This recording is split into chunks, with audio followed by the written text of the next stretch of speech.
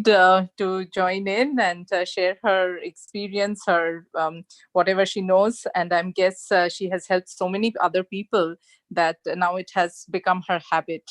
Right, Deloria? It is. It is. Right. Hi, Raj. Welcome to the session. How are you? Yeah, I'm good. I'm watching, keeping a close eye on you. You're missing some sessions. So Yeah. Nowadays things that my business is also getting slightly busy because activity is slowly trickling down. So you want to be there. Okay. absolutely. We are so happy for that. Yeah. Thank you for joining in. Yeah. So that Okay. is And how sometimes I enroll, I register, then I don't join because I get busy with some other activities related sure. to the business. Absolutely. Yeah. Yeah, you can always check our Facebook page, our YouTube channel, our LinkedIn profile. So, you can get the best out of it. Yeah. And yeah. So, hi, Deepa. And Julie. hi.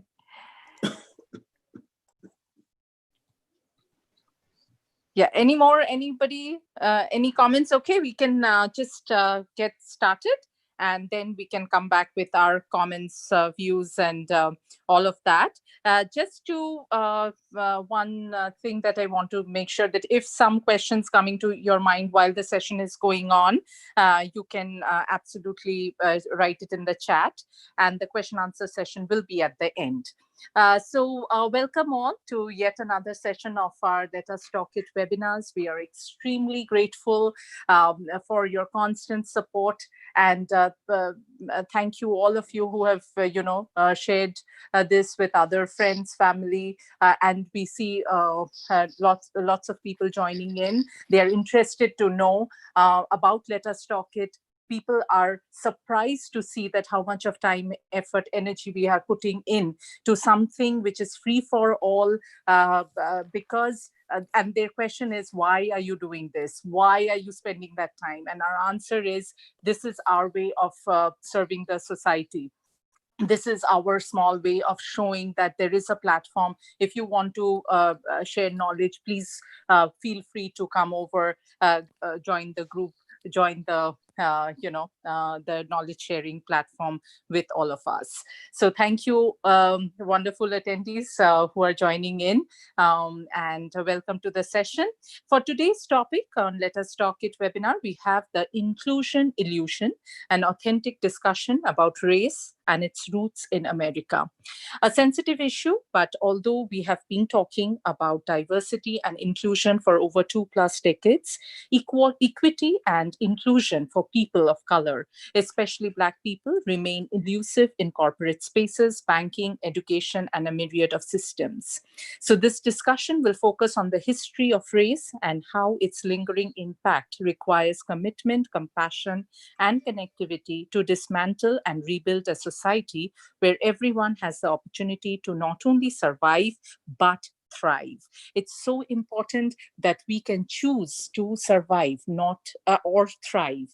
And we must thrive, but with the right tools, mindset, abilities, we can train ourselves and emerge as a better society. And to give this amazing session, we have with us the very enthusiastic and happy Deloria Nelson. She is the president of Authentic Culture and Engagement Solutions, Inc. She is a dynamic and inspiring author, professional speaker, inclusion expert, executive coach, diversity crisis management facilitator, and many more. But the best thing I just came to know, that while we are running behind our phones and our laptops, she just fed us her cows in the farm, and she is joining the session. So her passion is farming. She does farming. She has cows. Previously she had some goats too. So she is very much to nature. So we are extremely delighted to have you, Deloria, and over to you. All right.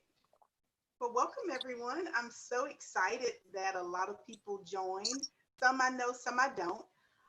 And I think what is so important is the impact that you have on people. And so I've always tried to be authentic and to encourage people to be their best selves. And just based on the introductions of some of the people on the call, it means that I have not missed my mark. And so that really means a lot to me. So I want us to just have a real dialogue and a conversation.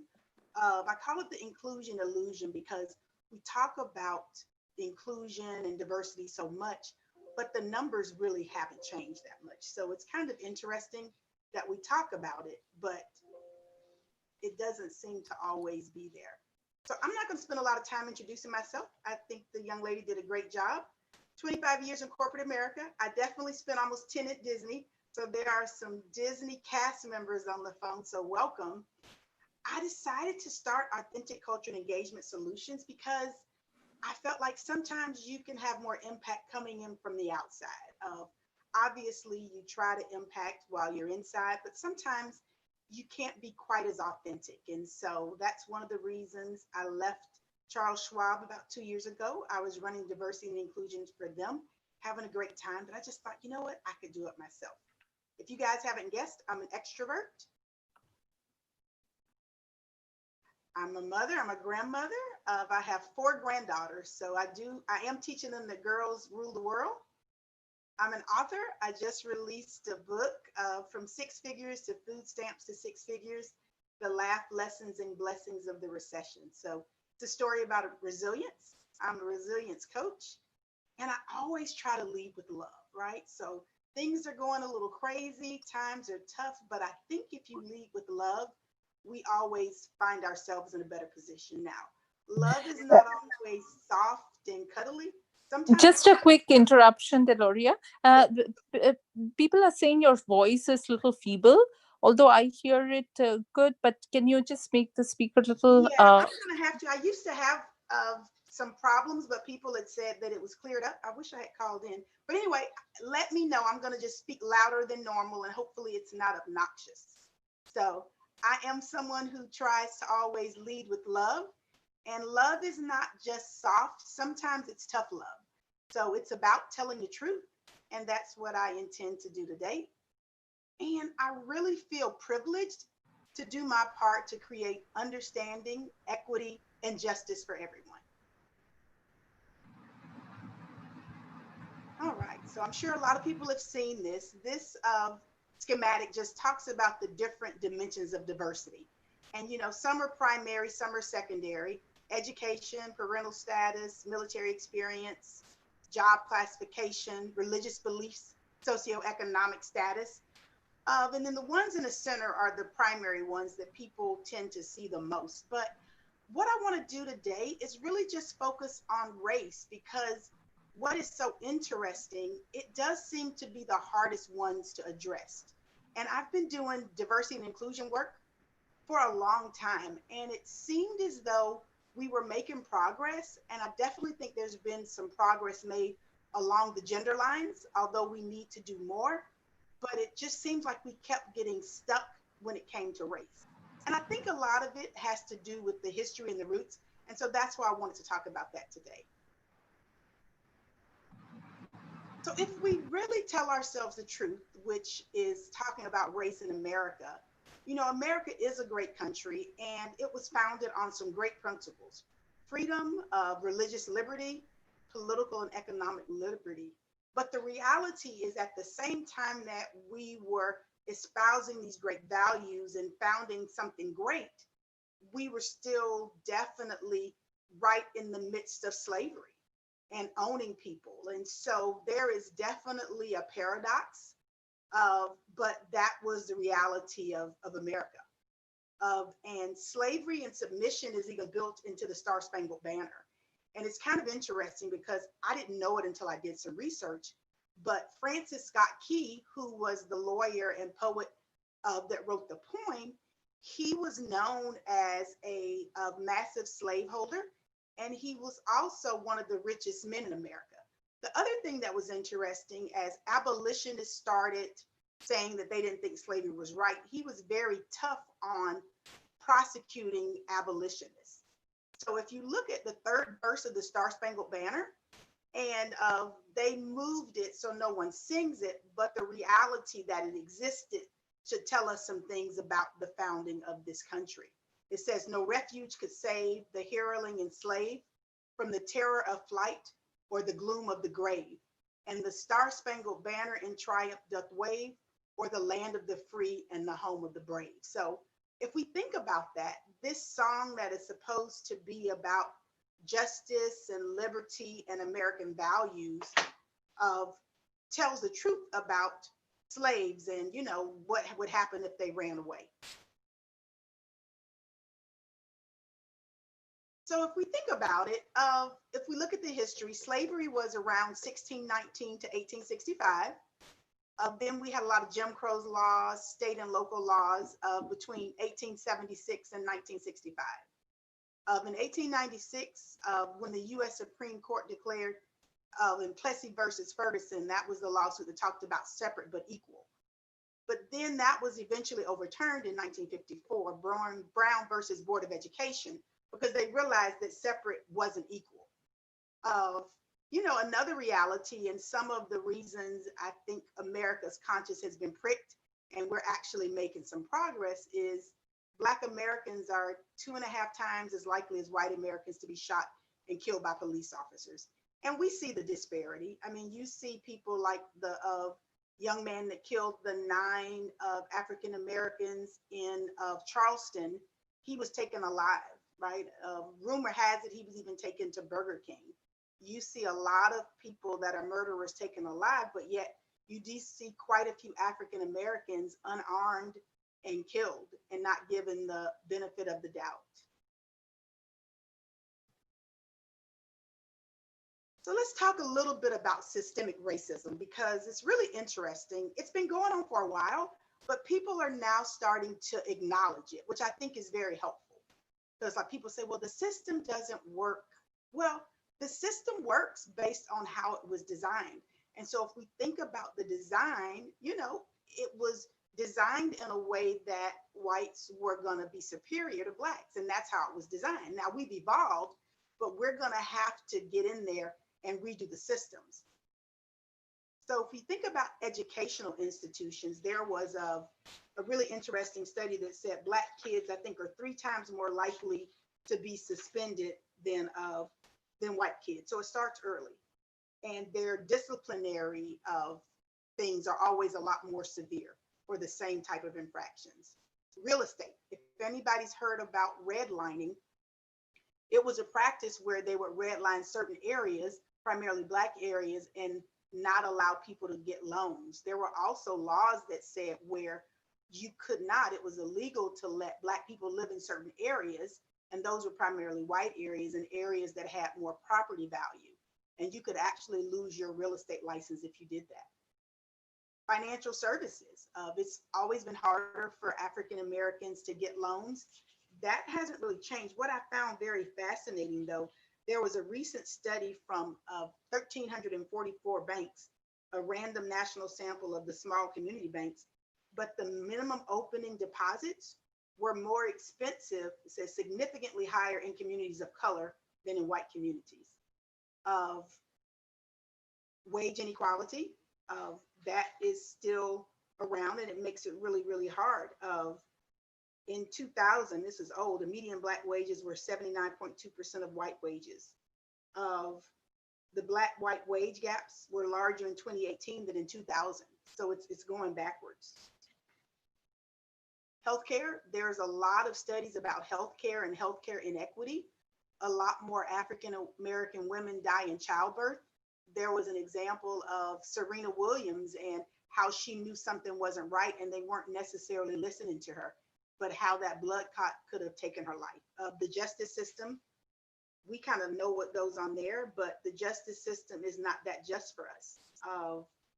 It says that African Americans are more likely than whites to be arrested. Once arrested, they are more likely to be convicted, and once convicted are more likely to experience lengthy prison sentences. African American adults are 5.9 times more likely to be incarcerated than whites. The penal system, the same thing. For a lot of the same offenses, the sentences are always a lot higher.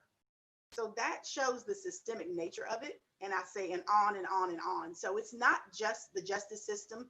It's not just police brutality. It's not just corporate America or healthcare. It's all the systems. And that's what we mean by systemic racism. And we have to work together to dismantle that. I love this schematic. It's understanding equity versus equality, right? Equality isn't always equal if what you need is different. And so I've always been more of a proponent of equity, but we have to do what is needed as opposed to the same thing, because the same thing doesn't work. I remember it was a few years ago. I think the best example I heard of privilege, and I'm talking about equity, but it reminds me of the baseball game. It was saying of being born on third base, but acting as though you hit a triple. Meritocracy is something we talk about, and a lot of people believe it, but it's not often the way things actually work. This is one of my favorites. I'm colorblind, right? And I think people are starting to realize they shouldn't say that. And I think initially when people said it, they weren't trying to be dishonest. They were just trying to say, I was raised not to see color. But it's not true. I mean, they do studies. The first thing people notice is sex and race and appearance. But the problem is it keeps people from discussing bias. So if you thought someone had said something to you that made you feel not so great or a microaggression, if they say, I don't see color, it's really taking the air out of the situation, and it's just saying that it doesn't exist. And it keeps people from examining their own biases. And a lot of times it's because people are uncomfortable. So, you know, if you said you were colorblind before, I would kind of update that, because that doesn't sit well. Because the other thing is, to be colorblind means you don't understand my experiences, because what I've experienced in life is different from you. Same thing with if you say, I don't see sex. That's not true. I mean, as a woman, there's certain things that we have been exposed to or different than yours. So try not to use that, but I'm colorblind, because it doesn't really help us move the conversation forward. Unconscious bias. This is a big one. I mean, everybody has biases. Some are conscious, but a lot of them are not conscious. But the impact can be the same. And the reason a lot of times they're not conscious is if you think about the brain, we are processing millions of pieces of information at the same time. So the brain has figured out ways to do shortcuts. So what the shortcuts do, it gives us a way to kind of categorize and group things together. It's kind of like, just think about it. If you go and buy a black Jaguar, all of a sudden you see all these black Jaguars. Now, more black Jaguars have not appeared, but you're more in tune to it, because now that's something that's risen to the top of what you're thinking. The challenge with the shortcuts is a lot of times it reinforces stereotypes of groups of people. So there's an implicit bias test that you could do that Harvard has. But this one person did it and they were so frustrated because they didn't think they had biases, and it kept showing that they were biased. Well, this is what's interesting. Not only are whites biased against blacks, blacks are biased against blacks as well, because we've all been primed and we've all been exposed to the same information, the same tapes playing, the same news media with the black person handcuffed. And so all of this goes into your memory banks. And the only thing that really changes the stereotypes is authentic relationship and interactions with the other, whatever that other is to you. So if you have real relationships and real experiences, you don't have to take this stereotypical lump and stick it in your head. You now have real experience. And the other thing that's really harmful about unconscious bias is when it happens. So there's a gentleman, Daniel Kahneman, he did a book called Fast Brain, Slow Brain. And he talked about what the fast brain does and what the slow brain does. So the fast brain is responsible for the intuitive and impressionistic thoughts. The slow brain is more system, and it's responsible for deliberate and effortful thinking. So what we have to do, if you really want to figure out where your biases are, we all have them. You don't have to put them on a board and carry them around. You don't have to admit it to anybody but yourself. is slowing down. So when you're making hiring decisions, slow down. When you're making quick snap decisions, and it's tough. Now, when we were in the cave, we didn't have time for the effortless. You immediately needed to say, friend or foe, is this person going to eat me or shoot me? And you didn't have time. But now in 2020, we have the time to think through things and think about what we're hiring or think about what's coming up when we say we don't want this person. The other thing I tell people a lot about is we have to be really careful about these code words. A lot of times people talk about cultural fit. And there's nothing wrong with cultural fit, but what about cultural add? Because sometimes cultural fit is I want them to fit in or be just like the last person. Think about how problematic that is if you don't have a very diverse team. So let's think about culture add as opposed to just culture fit.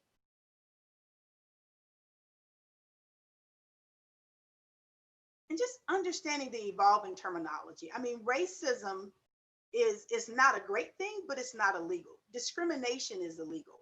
Discrimination is when you are actually keeping something from somebody because of their race. Racism is more of an attitude of way you've been raised.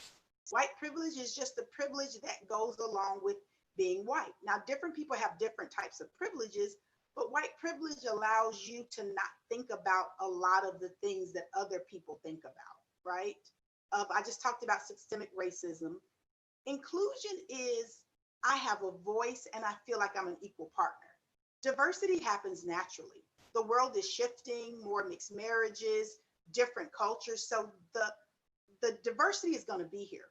But if you have diversity without inclusion, it doesn't work because you brought in all of these different people, but you still only really include a certain group. And so we really have to work on that. And being an ally is huge. Being an ally is using your privilege in rooms that other people can't get into. And so we'll talk about that a lot. But I mean, the reality is, if we tell ourselves the truth, most of us have seen this. I've worked for 2 or 3 big Fortune 500 companies. And what I experienced was I had to run faster and jump higher. There were a couple of companies that, I was in the role working hard and, I had my master's degree, but my peers only had high school. And the peers that had high school didn't look like me. They were primarily white. Now, I'm not saying you may not have the experience, but a lot of it is having to jump through hoops, having more tests, having to prove that you can do something because you look different. And a lot of that is really making other people comfortable with who you are. Now, fortunately, I have a wonderful personality. I'm being silly, but I think relationship wise, I think I did well, but it was still a situation where I had to prove myself more and more and more. And that's something that, we want people to really be able to show up, be their whole self, and not have to have the differing standards.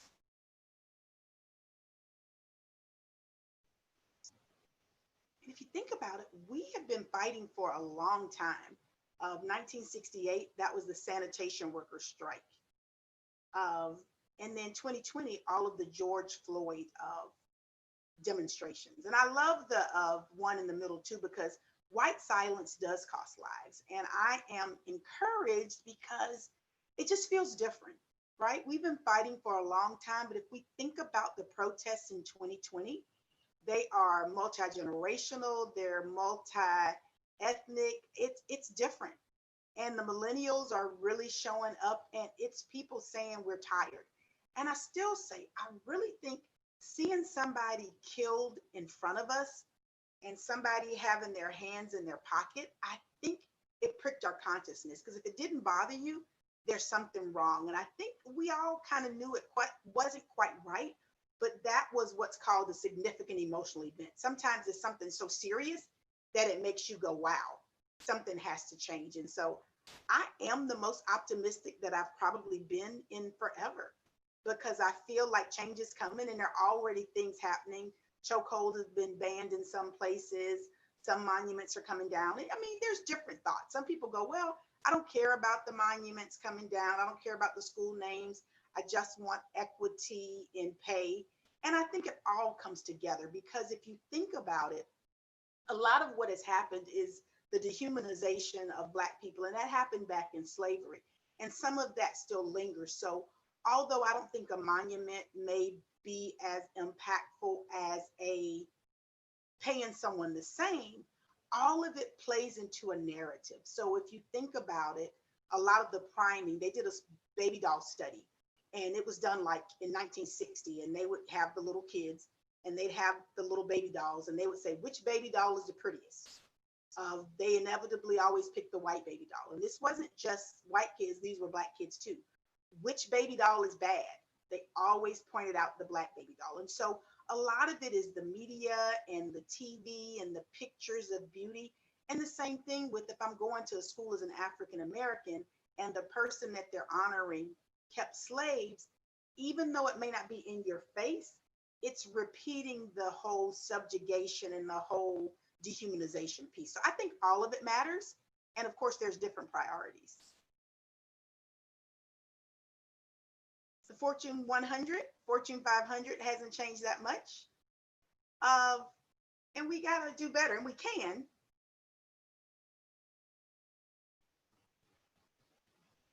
They were saying there are only 3 African American CEOs of Fortune 500. I did a little more updating. There's 0 in tech. There are actually 4 now. And these are the 4 African American CEOs. There are no women of African American women CEOs. So intersectionality is another thing we need to work on. But this is just kind of food for thought, because things are changing, but they are really changing slow, and we need to kind of move it up. If you think about technology, technology was supposed to be the equalizer. Okay, tech is it. But you know, the reality is less than 5% of technology's workforce are African American. And I think people say, oh, we can't find them. But there were some studies that showed that African Americans and Hispanics are graduating more in tech than what they're represented. So it's not that they can't be found. We have to say, where are we looking? There's Mom's Mabley quote that said, if you always do what you always did, then you always get what you always got. Now, I know that is not grammatically correct, but the point is, quit doing the same things expecting a different outcome. If you go to a university that's 95% white, and then you sign up to have spots to interview 10 people, you don't reach out to the Black student union, the Hispanic student union, the LGBT group, or the different groups, you're going to get the same small number and then be like, oh my God, we keep going and they don't want to work for us. So we just have to do a lot of things differently. I think it's also about talking about it. For the longest, it was like, you shouldn't talk about this at work. And it was interesting. There's a company I used to work with called Center for Talent Innovation, and they do some pretty amazing studies. And they talked about, this was probably in 15, 16, that talking about race at work benefits the business. People were so afraid to do that. And one thing I have to say loudly, people are not politics. Let me say that again. People are not politics. You had a lot of CEOs and a lot of companies that were afraid to make statements because they were like, I don't want to get into this political thing. This is not political. This is about humanity. And the other thing that was very fascinating, to look at these numbers at the bottom, people thought it was great when their companies addressed race publicly. 77% of Black people said that's a great thing. 65% of white people said it was a good thing. 83% of Asians said it was great. And 67% of Latinos. So not talking about things didn't make it go away. It just made people have to cover more. And I was talking to some friends and we were laughing. I said, it's kind of good that most people are working from home now, because with all of the racially charged things that's going on, having to go into work the next day and act like everything is okay is very, very hard. And because it's awkward, people don't know what to say. And because people don't know what to say, they usually don't say anything. So you're sitting there feeling traumatized as a Black person, and everybody's like, oh, what'd you eat yesterday? So I think in a sense, people working from home has given people some time to kind of process what's going on. What's an ally? An ally is a person that uses their privilege or position of power to advocate on behalf of someone else who wouldn't have an equal voice. And I do believe this. That's why I typed it big. One of the most powerful yet often underutilized weapons in the fight against inequality is our allies. Say something. And we've seen recently in the news people that have stood up and said, you're not right. What you're doing is not right. The recent is, I think it was a couple of days ago, the tech executive who was just, as the country people say, showing out. He was acting up. And the young lady who happened to be white said, you have to leave. And I was proud of her for doing that, because that's what we have to do for each other. It's about humanity, and it's about, if things are wrong, we have to stand up. One of the things that's been kind of a lot now is being anti-racist, which I think is a step further than being an ally, because you are actively trying to make sure that people are treated fairly. And so, what is an anti-racist? We have all this new terminology, but you have the fear zone, and then you have the growth zone. And I'm not going to read the whole slide, but denying that racism is a problem and avoiding hard questions, wanting to be comfortable, that's the fear zone. The learning zone is when you start educating yourself about structural racism. You're vulnerable and you've learned about your own biases. And the growth zone is when you speak out when you see it. You educate your peers, and you don't let mistakes deter you from being better. Everybody makes mistakes, but I really believe, and I've seen it over and over, when you're authentic, people forgive mistakes, because none of us are perfect. I've made my share, but it's about really wanting the information and having the courage to ask the tough questions and to get comfortable being uncomfortable. Like people say, oh, that was such an uncomfortable session. And I say to myself, okay, blank stare. Yeah, it may be a little uncomfortable, but it's not like getting bit by dogs uncomfortable. It's not like getting the water hose turned on you uncomfortable. So let's kind of get over just always being comfortable, because we grow more when we're not comfortable. And this is about growth, not just for us, for our kids, for our grandkids, and for the US to be the country that we espouse to be. And that's going to come from growth and being a little bit uncomfortable.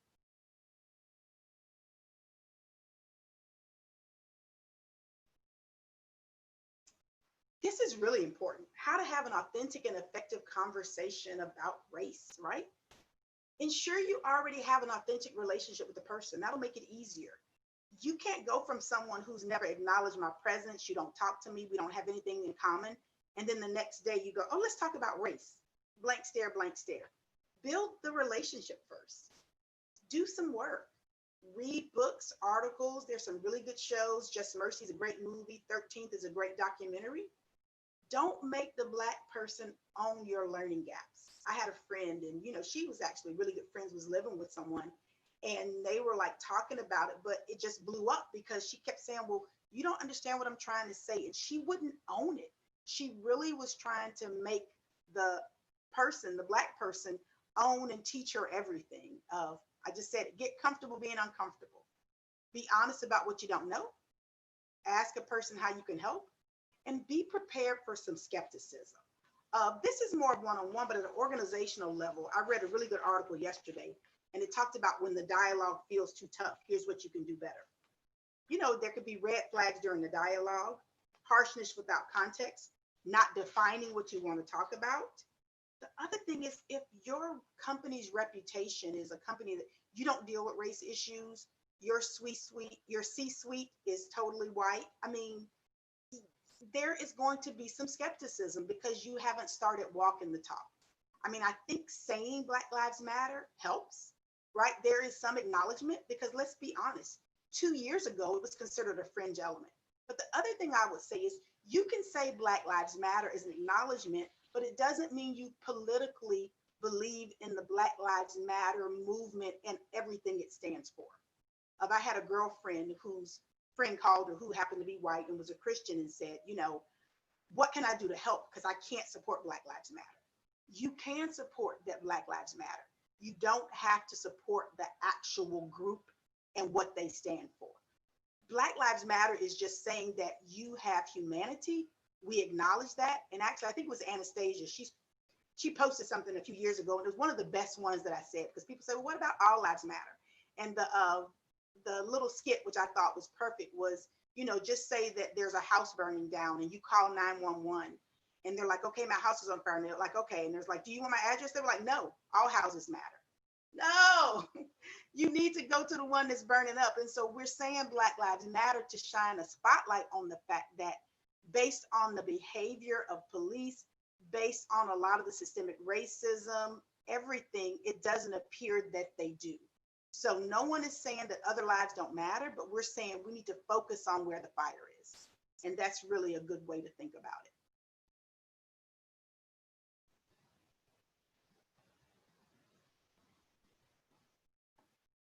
I'm going to play this video. It's pretty quick.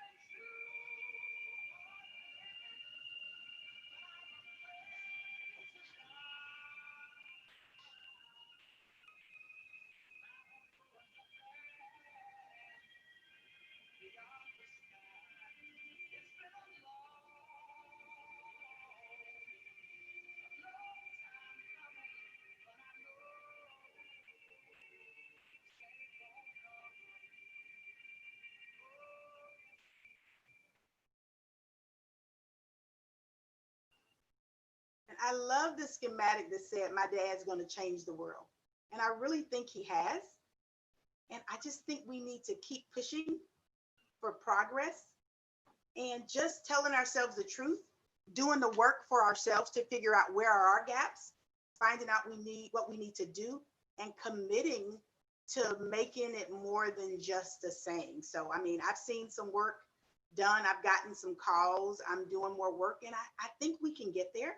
It's just a matter of focusing and not getting into the good bad paradigm. I don't know if you all have read the book of White Fragility, Why It's Hard to Talk to White People About Race. I think it's by Robin DiAngelo. It's a really good book because what it talks about is the racist is bad and the other person is good. And because it's like black and white, if you want to talk about race, people immediately want to say they're not racist. And it's not about that. There's a lot of shades of gray because of the unconscious and the subconscious bias. So I'm hoping that I shared some pearls of wisdom, and I'm happy to entertain questions. They could be in the chat or live because we have a few more minutes.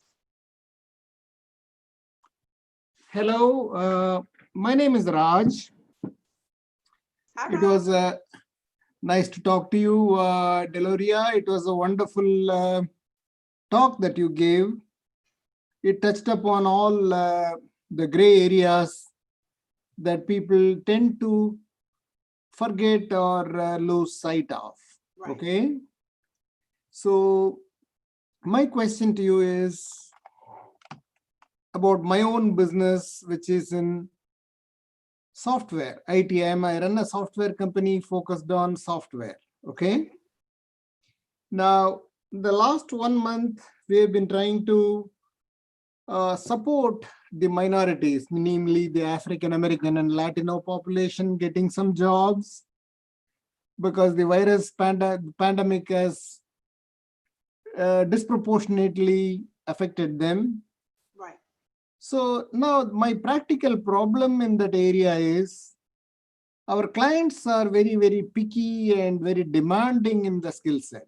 For example, there was a couple of interviews for Informatica, which is a data query, the ETL tool, okay? Now the client wants a particular version and 12.1.3.a, and then they are very picky about how the candidate will go about solving the problem. They are very, very demanding, Right. okay? So the 2-3 candidates whom I sent from the African American and Latino population did not get selected. And there was one other guy, happened to be American Asian, and that guy got selected.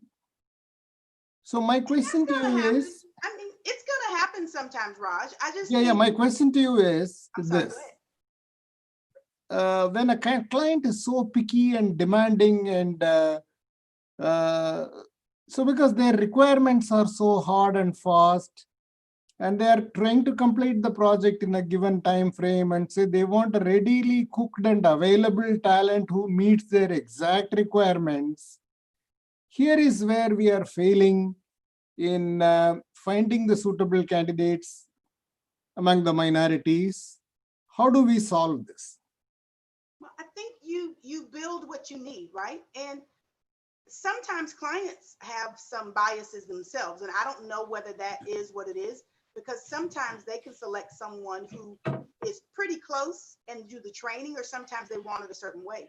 But sometimes it's building what you need. Sometimes it's building a relationship, it's building a pipeline, it's getting an internship. I mean, you always want the best candidate, but being the best candidate and being the minority candidate are not mutually exclusive. But I have just found in a lot of cases, there are additional requirements because people aren't comfortable. So I would just say keep doing what you're doing, keep presenting a diverse candidate slate. If you in fact know some of the specifics that your client has, then you may want to coach the person to make sure they have it or they have the aptitude and go from there. I think having a diverse candidate slate always helps. And they may not get the job the first time, but you're getting more exposure and learning the skill set. So Yeah, that is what I ended up proposing to the client yesterday, that I said, for 2 weeks, we will not charge you anything. Whatever is the missing gaps in a skill set, can you or can we run a training program and bring there it you up go. to them to speed? Right. Okay. Perfect. The guy, the decision maker said, we don't have the time for it. We want somebody to come and fit in like a cog in the wheel and get going. Well, Okay, and like that's okay. So they that just should may not be have been the one. they should run, they should hit the ground running. Right. Okay. Right. Well, you Sometimes, try it. That's all you yeah. can do, Raj. I mean, sometimes it's going to fit, sometimes it's not. But a lot of people, if have requirements that aren't really requirements, they're preferences. But that's something that just has to be built in. And depending on the kind of job you're in, sometimes it's going to be easier to make happen. Sometimes it's not. If you did the right thing by suggesting training, and so that's all you can do. And this may not be the client that wants to be more inclusive or open. And so you can only do so much and then you just move on. Well, I agree with you. At the I have a same time, question. Oh, sorry. at the same time, let me finish this. Deloria, even among the Asian population, which is perceived to be having a advantage in the IT software skills, not all of them get selected. You send 5 Asians, 3 get rejected, maybe 2 are there and 1 gets the job. Even there, it is very competitive because the client is so picky. Okay, thank you, Raj.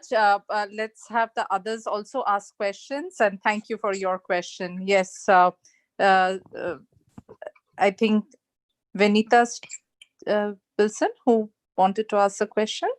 Yes, I do. Yes, please In go the ahead. presentation, you talked about the state of the world and then having to go to work as one of few minorities in your environment. How does an employee convey that to an employer so that they are not only sensitive, but also, I mean, for lack of a better term, doing a temperature check on those who are employed by them as well?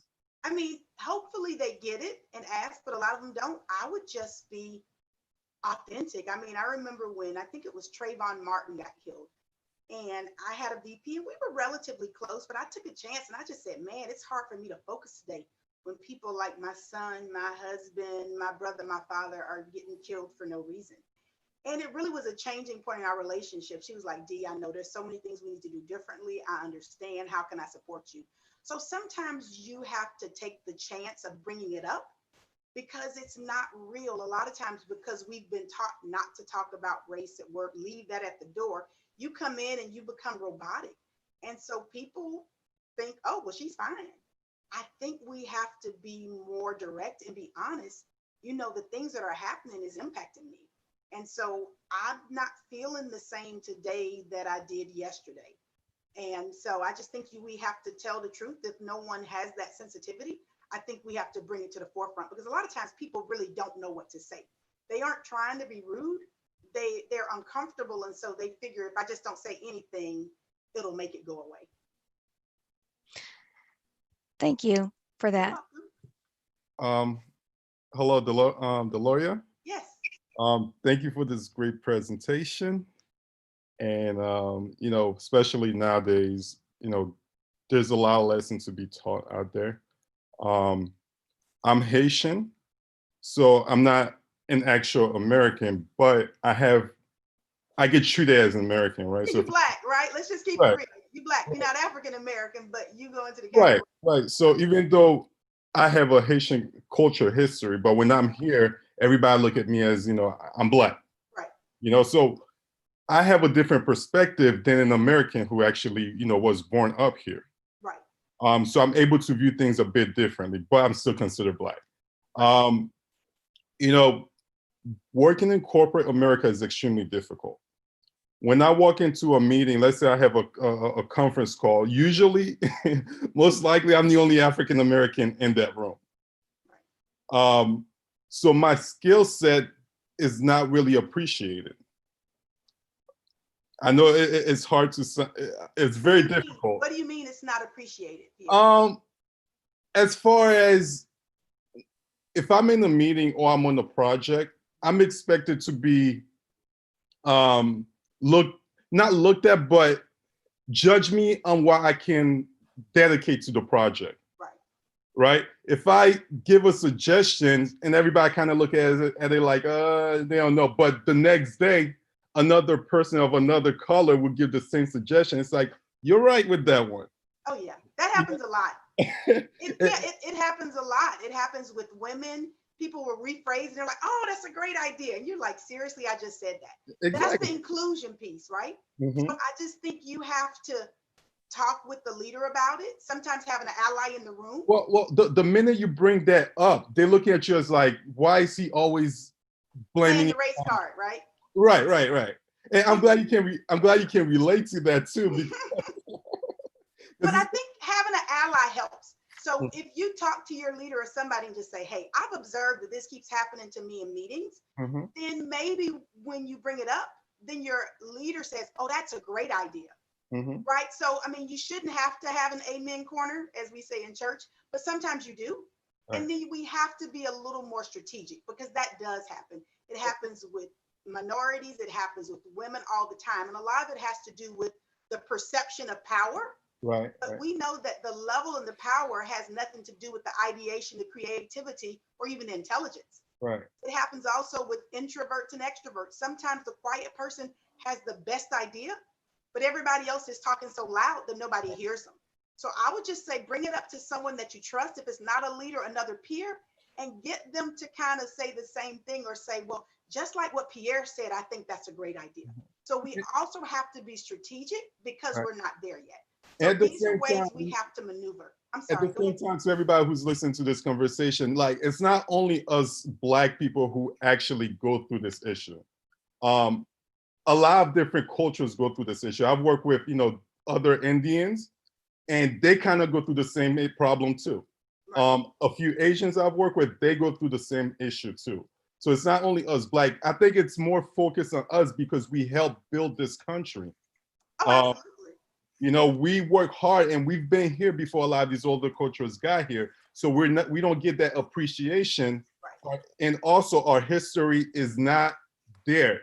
I think with the American culture, I kind of feel like they want to erase our history, right? And they've been doing it for quite some time. And till this day, even with the George Floyd situation, I kind of disagree about wanting to tear down all of these different statues or even the Jemima syrup, right? They want to change that. But I feel like if they erase that, we're going to forget what we went through. So history will repeat itself if they do get rid of our history. Right. And I don't think they can get rid of it. Like I said, there are varying degrees. I don't necessarily care about Aunt Jemima, but I kind of have to disagree with you on that because it's been done before, right?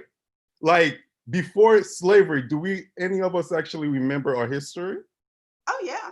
I mean, I do. That's why I like being African American. Right. You know, I'm from the Congo and Ghana and all that stuff. I mean, we're digressing a little bit, but I do think there's a lot of substantive things we can do, and I think we just have to prioritize. I think a lot of it needs to change, but I do think there are some things that are more important than the syrup name or Uncle Ben. I mean, it goes into the mentality, but I do think there's some other things like equity that we maybe should tackle first. But anything I think is headed in the right direction. I know Amazon, when I clicked it on, it talked about we support Black Lives Matter, and they had all of these kind of Black movies.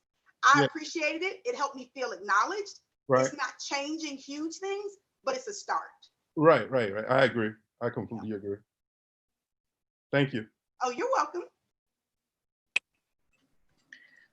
One more question, if you don't mind. And we were talking about wage disparity, and it's actually because I'm a double minority, being a woman in IT and being African American. When you want to talk about, and I've always been taught to ask for what I want, you know, et cetera. And because we are in a culture where salaries aren't necessarily shared openly, or it's looked down upon, I would say, in some environments, how do you correct the disparity without divulging that, you know, counterparts are, you know, you want to keep them out of it? So how do you approach the subject when you know that there is a disparity between you and a male or a white counterpart? I think you have to bring it up. I've done investigations. There was a situation where one lady said, I know I'm being paid less. Now, she didn't know, but she was. And it was interesting. We did the investigation. I was like, okay, we need to give her money. They were like, well, wait a minute. If we just, I'm like, she said it. It's true. You all have the numbers. And so, well, but we need to look. So they did end up giving it to her. You have to talk about it. It's been times it's been funny where I've gotten raises out of the blue. And it was like, it wasn't manna from heaven. You all just did this analysis and you realized the Black female was paid less. I would bring it up. That's why I believe in open salary administration. People don't like it, but that's the only way to really know. The other thing is you have a right to talk about salaries at work. People don't like it. It's not blah, blah, blah. But the National Labor Relations Board gives you the right to talk about salary and working conditions. You cannot get written up for that. So I would say knowledge is power. Do some research. Or if you have an ally who's white that says, girl, this is how much I make, you don't have to use their name, but you can just say, I know from some sources that I'm being severely underpaid. I'd like you to look at it. I'd like you to talk to me what I need to do differently. I guarantee you, if you jump in front of it, the next time they do the salary review, you'll probably get an extra bump. Okay. You know, they say the squeaky wheel, you have to talk about it. And I know it's not PC, but I don't think it's PC to be getting $10,000, $15,000, $20,000 less than somebody I'm doing the same job as. So, you know, Correct. you can write an anonymous letter. It's come to my attention that the African Americans and so on. So, you know, anonymous letters work wonderful because they're anonymous as far as who wrote it, but they're not anonymous about what's going on. And then it may cause them to do a salary survey and to do it. I mean, and people just need to remember that and think about it. As leaders, especially when you are doing your salary of planning, your performance planning, look at your people and look at the men and the women and minorities and start trying to fix those disparities because we can. Absolutely. Thank you. You're Hey, welcome. Deloria, it's Anastasia. Can I add one more comment to that? Absolutely. I would also say find an ally in your company's compensation department, because while they may not necessarily be able to give you insider information, they may be willing to share market data that is more effective when you have that conversation. So Okay. that's always an opportunity. Or if you have someone who's in compensation in a different company, they may be able to show survey data that is live survey data that, you know, you can say, hey, look, this is, you know, from this type of survey. And if it's a industry standard survey, then your, you know, compensation department or your leader is probably going to have to pay more attention to it versus, well, I looked it up on Google. Right. Yeah, that doesn't work too much to Google. Thank you. I do appreciate the answers to the question and just the entire presentation in general. I think it's very useful and helpful to us all to really think about what we can do to make things better for everyone in a corporate environment, and not just a corporate, just in general. One of the things they've changed, which is good if you didn't know it, I think for sure Boston, New York City, and some places in California, you can no longer ask about a person's previous wages, which is a huge win, because in the past, if you were always underpaid, you stayed underpaid, because compensation's philosophy was just give them a little bit more. So a lot of companies no longer asking that. They're paying what the job is worth, which I do think will close some of the gaps as well. So that's been some legislation that I think has been very welcomed, at least by people that have felt like they continue to be underpaid. Do you know the reason why they decided to change that? Because of wage inequity. Because what would happen is, just say I was making $56,000, but the range of the job was really 70,000 or whatever. There are companies that'll go, oh, that's so far off. I don't want to give them a $20,000 increase or 13,000. I'll just move them up a little bit, and they may give you 5%. And so that they actually are changing the laws because of the wage inequity. And so most companies that have locations in some of the areas where there's illegal, they just have told their talent acquisition staff just to stop asking, because it would be too confusing to say, I can ask this person in Orlando, but I can't ask them in Boston. Right. Okay. So, Deloria, this is Angela. The social media feeds have gone pretty quiet now that Juneteenth is over, and many corporations gave Juneteenth off as Freedom Day, or however they were tagging it. What would be one or two things you would say to leaders to help them let their staff and employee and teams know that although the social media feeds have gone quiet, that the organization is still engaged in the diversity and inclusion efforts? I would just share some of the work that's going on. I definitely would have like a conversation, a discussion on, race relations. You just got to keep on it. We have to keep the pressure on too, because if we tell ourselves the truth, all of this didn't happen just because the unfortunate situation happened. The changes happened because of the reaction of lots of people to the unfortunate situation. So we have to keep the pressure on. And as leaders, we have to keep talking about inclusive leadership. And I would say have conversations, hire a professional. You can't change a system that you created based on your knowledge. Hire professionals, figure out if there's training that needs to go on. Do you need to have a diversity committee? Keep having the conversation. Don't let it die because the protesters have not been out there as much, because the changes that are behind the scenes are even more important. And in corporate America, the pay disparity, the opportunities, the stretch assignments, the having to do so much more than everybody else, that's alive and well. The internships, the pipeline, the building relationships, all of those things can continue to happen. And I would suggest that you continue to talk about it and continue to make plans and hold people accountable. Ask them, okay, we did this Black Lives Matter statement. What other things are we doing? I'd like to be a part of the solution. How can I help? Thank you. You're welcome. I have one more question. I know we're running out of time and everything. So I know a lot of the focus is on the USA right now, but is this issue worldwide? As far as like let's say England or in France, like do other cultures kind of go through the same situation that we're going through here? Yeah, it's happening. There were a lot of the same things going on in the UK. And certain other cultures have it maybe more with religion. It's different things. But Okay. if we tell ourselves the truth, the whole thing about being Black, even in the Latin culture, sometimes the lighter skinned people are treated differently than the darker skinned ones. Right. So colorism and race is really everywhere. But I think it's because of our history, it's the most prevalent and obvious in the United States. Okay. Deloria, I want to make one more comment. I attended a bank meeting a week ago that was on PPP, that is that payroll, Right, the paycheck protection plan. Paycheck protection program. Mhm. And there was a general complaint that these loans did not go to the minorities, meaning the African Americans and Latino population did not get a good chunk of it. It went to some other uh, racial groups. Okay. Okay. And the bank officer replied saying that we are not, we are colorblind when it comes to giving these loans. Okay.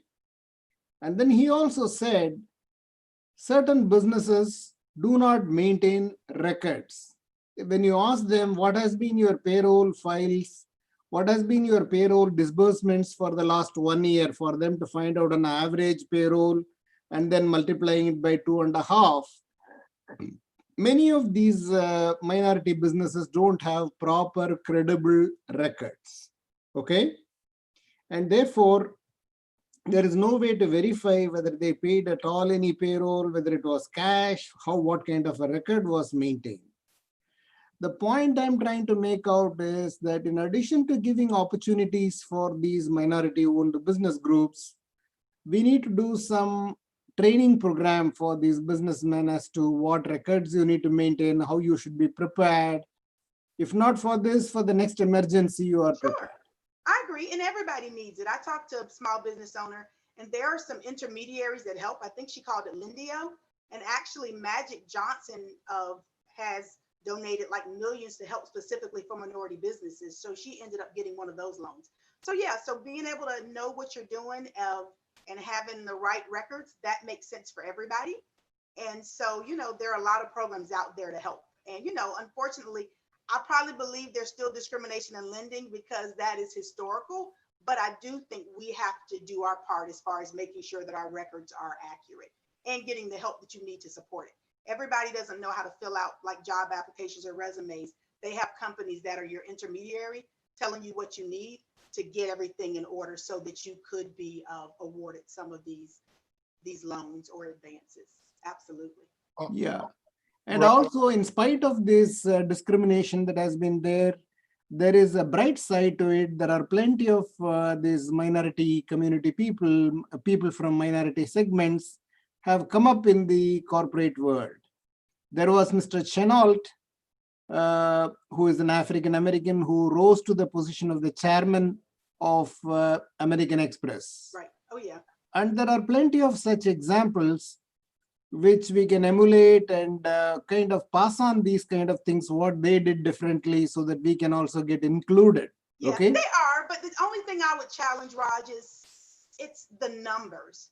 So there are some that have done well, but if you think about the numbers that have done well as opposed to those that are out there, it's disparately impacted. So it's not just everybody's not doing good. So I agree, there's been some progress, but I think if we look at our systems and what the requirements are, we could get more because there are a lot of people that have the same, if not more. They just weren't given the opportunity. And we don't have time today, but it could be mentorship, having a sponsor. There's lots of reasons. But I think now that we've acknowledged that it exists, we can all work harder to try to make it more equitable for everybody. And that's the goal. Raj, you mentioned the loan. Did they mention like a percentage of how many people, compare if they were Black or not, who actually received the loan?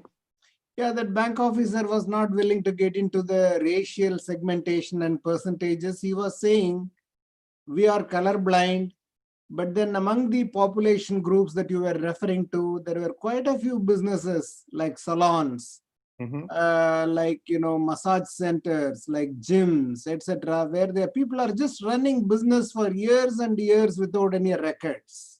They're being paid, they're paying their employees, okay? But then when you want a credible payroll register, payroll canceled paychecks or some such thing to verify, they don't have the records. He was not saying what percentage of Black or Latino or Asian business. He was across saying there are quite a number of businesses did not have credible records, so we could not lend them. Okay. Okay, so as we are 7 minutes past the hour, so yeah, any more quick questions in the chat? We had, just let me see. Vinita said, I like that cultural add rather than cultural fit allows everyone to grow and understand one another. Point three is great. I am trying diligently to be a good listener and learner, but will admit a gut level reaction to white privilege, which sounds judgy and entitled. As you said, words matter. What if we just acknowledge white advantage? Just a thought. And Vinita again says, but the number disparity is large. Yeah, I think we have covered almost all. And yeah, as Deloria has given a very direct, honest, and a broader outlook, I guess engulfing everything which would be needed. And as Srini also suggested in the beginning, the holistic outlook. So yeah, Pierre says, thank you for this conversation. I learned a lot. Yeah, Chandu, you have a question? Please go ahead. Uh, yeah, hi Julian. Actually, that was hi Deloria. That was a very good presentation, and yeah, I don't have any questions, but I have some quick thoughts I want to express about some discrimination in India. Actually, so shall I share those thoughts? Like, if you have some time, like with my fellow Indians, actually. Just Like, if you can be quick, Chandu. Yeah. Actually, I want some suggestions from Srini and Mr. Raj actually regarding the topic. So I give a quick review about that. So yeah, so like there used to be one racial discrimination in India also, like based on categories, like we call say caste system. Uh, so in from like ancient Indians, they used to follow these traditions, some like untouchability or some kind of racial discrimination between people, and that led to like government made some rules like untouchability is a crime. So they made some reservations to the people, like to categories, and like my experience with that, like so when I complete my graduate, so I like complete my uh, like diploma. I want to get to graduate session. So I want to write an exam. So which based on the rank, I'll get a seat in the college. So when I wrote that exam, what happened? So I got a good rank in that. So all over Telangana, like top 1,000 rank, and I applied for the colleges. So surprisingly, I don't get any admission, but when I check the admission list, like of this regarding colleges where I kept the options, so there are some students, like some 5 to 6 students, which are of high rank above me, like some 1,000, 2,000, 3,000 rank. They got a seat actually. So this is the first kind of education in system. And coming to employability, so the same system follows. So if the people who have the less marks but have some category reservation, they're getting the chances of getting the job, and which is completely changing the life of a person. So it's like a life settling job offer for some. There are some exams which will get 50K per month, and this just with amount of one exam actually. So that exam have this category, one checkbox called caste system. So, so I feel like this government is leading the fellow Indians to know by keeping that checkbox, like that drop-down box of category. So, which is like if you are some above caste, you'll get this reservation. You'll get like some other caste, you'll get this reservation. But I actually want to remove that part from only from education employment sectors. So if the in employment there should be no caste box from the like the form in the application form, and there should be no box in the education application form also. So yeah, Mike, I want to I want Srini Garu and Raj Garu to add some quick thoughts about that. So Good luck, because yeah, you got to push for change. Absolutely. Yeah, So- we have to push for change, but then, my opinion about the caste system is that it is regional, and, these are all issues that are affecting a given country. This cannot be easily extrapolated into other countries worldwide. So you may have to deal with this on a case-to-case basis, okay? Because there cannot be a general formula. What works in India can work in Australia. These are all different kettle of fish, like. So, but then the important thing, Deloria, is that it was a very useful 1 hour that I spent with you, listening to you. You had a very masterly presentation, because any talk about the race system can get very touchy, very personal, and very contentious. Right. But then the way you conducted, people were able to come up with issues. The point is that we address the issues. We are not hiding under the issues. We were able to address it openly. And this is what is going to lead towards a broader solution, if not now, over a period of time. Thank you very much. My pleasure. Look me up. I am willing to come and do it for your companies. This is what I do for a living full time now. So feel free to share my name in the circles where people need some help. I would be happy to assist. Will do. Thank you. All righty. Yeah, so Deloria, that's a great structured presentation and a lot of the facts. Yeah, definitely there's a lot to learn. And coming to Chandu's question, yeah, definitely that's a very big topic. We can have probably another offline discussion, but my quick thoughts are, I mean, this is what I think. Usually, the backwardedness or the forwardedness, is kind of in the thinking. I mean, like there should be a system where, the backwardedness and forwardedness can be attributed to the way people mindsets are and thinking, and the transformations should really start at that level. And I know there could be some reasons why that was put into place for a reason, but at the same time there are pros and cons in all the aspects of this whole bigger problem. Even like when you compare, with some of the points that Deloria also mentioned today, there are some things that can be related as well. But I understand, that's a big topic, and we can definitely have another session exclusively on that, Chandu. So, thank you. Thanks, everybody. I have another meeting. I've really enjoyed it. I look forward to hearing you all, and happy reunion for a lot of the people that I hadn't seen or talked to in a while. Hey, thank you. Yeah, absolutely. And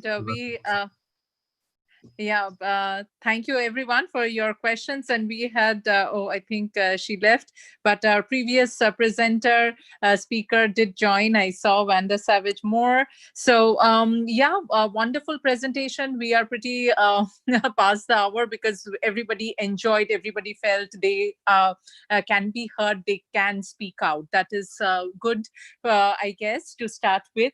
And we are going to be kickstarting our youth, Let Us Talk It Youth series from tomorrow. We have 5 youths who are super excited. They are ready to present a webinar tomorrow. So we are absolutely asking you to connect with your family, your daughter's son, family, students, to just let them hear what the youths are doing.